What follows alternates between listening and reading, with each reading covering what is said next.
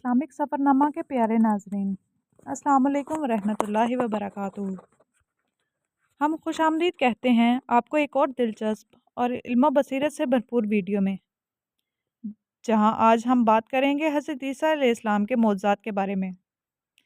हज़रत ईसा अलैहिस्सलाम, जिन्हें इस्लाम में रूह अल्लाह और कलमतुल्लाह के तौर पर जाना जाता है, ना सिर्फ एक अजीम नबी थे, बल्कि अल्लाह की जानिब से दिखाए गए बेशुमार मौजज़ात के ज़रिए इन्होंने इंसानों को हदायत की। इनके मौजज़ात ना सिर्फ अल्लाह की ताकत और हिकमत का गमाज़ हैं, बल्कि हमें सबक सिखाते हैं कि अल्लाह की रज़ा और इसकी हदायत के रास्ते पर चलना हमारी ज़िंदगी का मकसद होना चाहिए। आज की इस वीडियो में हम हज़रत ईसा अलैहिस्सलाम की ज़िंदगी के अहम मौजज़ात, जैसे अंधों को देखना, बर्स के मरीज़ों का शिफा पाना, मुर्दों का ज़िंदा होना और आसमानी माइदे का नज़ूल पर तफसील से गुफ्तगू करेंगे। तो आइए इस इल्मी और रूहानी सफ़र पर निकलते हैं और हज़रत ईसा अलैहिस्सलाम के मौजज़ात से इबरत व हदायत हासिल करते हैं।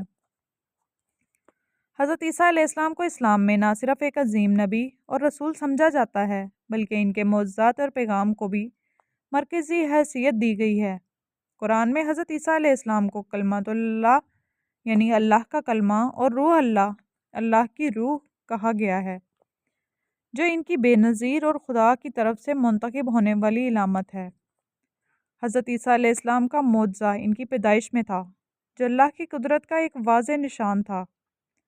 हज़रत मरियम अलैहिस्सलाम ने बग़ैर किसी इंसान के साथ ताल्लुक़ के हज़रत ईसा अलैहिस्सलाम को जन्म दिया, जो एक गैर मामूली वाक़या था। हज़रत ईसा अलैहिस्सलाम का बचपन बहुत ही अजीबो-गरीब हालात में गुज़रा। इनकी पैदाइश के वक्त इनकी वालदा हज़रत मरियम अलैहिस्सलाम पर इल्ज़ामात लगाए गए, लेकिन अल्लाह की ताकत और इनकी मदद से हज़रत ईसा अलैहिस्सलाम ने ख़ुद अपनी माँ की सफ़ाही पेश की, जो एक बहुत बड़ा मौजज़ा था।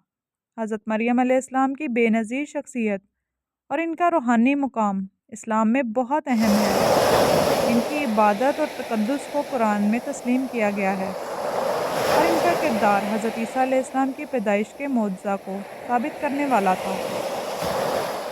हज़रत ईसा अलैहिस्सलाम को अल्लाह की तरफ से इल्म की ख़ास रोशनी अता की गई थी। इनका बचपन भी अल्लाह की हिदायत में गुज़रा और बचपन में ही इन्हें इल्म का एक ख़ास दरवाज़ा खोला गया। हज़रत ईसा अलैहिस्सलाम का एक मौजज़ा ये था कि वो अंधों को बसारत दे देते थे।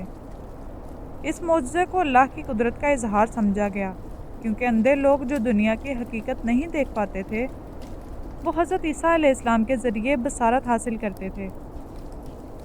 हज़रत ईसा अलैहिस्सलाम ने बर्स में मुब्तला लोगों को शिफा दी। बर्स एक संगीन बीमारी थी, जिसे इस वक्त के लोग लाइलाज समझते थे। हज़रत ईसा अलैहिस्सलाम ने अल्लाह के हुक्म से इन मरीज़ों को सेहतयाब कर दिया, जिससे लोगों के ईमान में मज़ीद इजाफ़ा हुआ। हज़रत ईसा अलैहिस्सलाम ने मफलूज और जिस्मानी तौर पर कमज़ोर लोगों को भी ठीक किया। अल्लाह के हुक्म से हज़रत ईसा अलैहिस्सलाम ने न सिर्फ बीमारों को शिफा दी, बल्कि जिस्मानी ताकत और सेहत भी अता की। हज़रत ईसा अलैहिस्सलाम का एक और अजीम मौजज़ा मुर्दों को ज़िंदा करना था। कुरान में इस वाक़े का ज़िक्र है, और तुम मुर्दों को ज़िंदा करते हो अल्लाह के हुक्म से। सूरत आल इमरान आयत नंबर 49। हज़रत ईसा अलैहिस्सलाम ने अल्लाह की इजाज़त से मुर्दों को ज़िंदा किया। ये मौजज़ा इस बात की तरफ इशारा करता है कि अल्लाह के हुक्म के बगैर कोई चीज़ मुमकिन नहीं।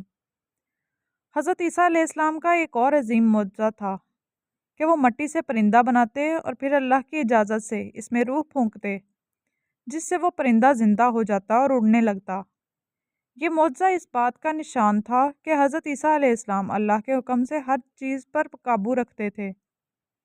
हज़रत ईसा अलैहिस्सलाम के ये मौजज़ात इस बात का इशारा थे कि ज़िंदगी और मौत के फ़ैसले सिर्फ़ अल्लाह के हाथ में हैं, और हज़रत ईसा अलैहिस्सलाम अल्लाह के हुक्म से इन फ़ैसलों का ज़हूर कर रहे थे।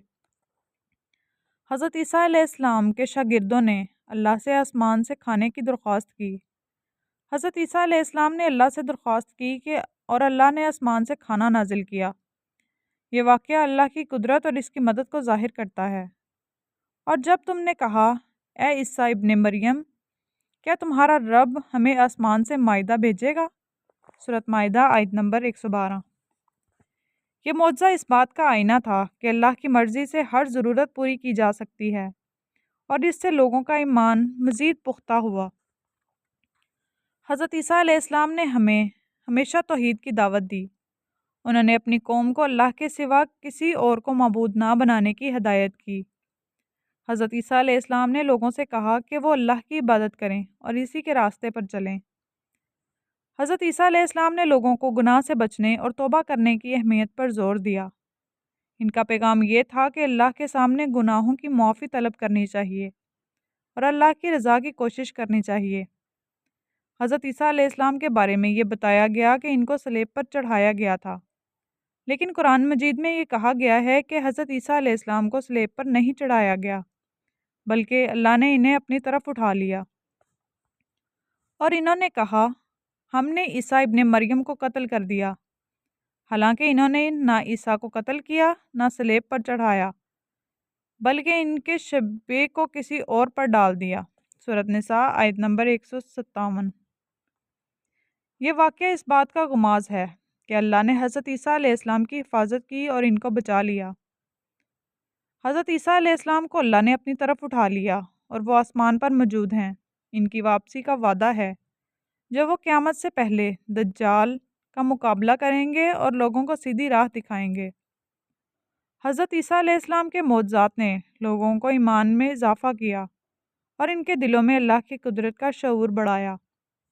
ان کے معجزات لوگوں کو اللہ کی طرف راغب کرنے اور اس کی عبادت کرنے کی طرف دعوت دیتے ہیں۔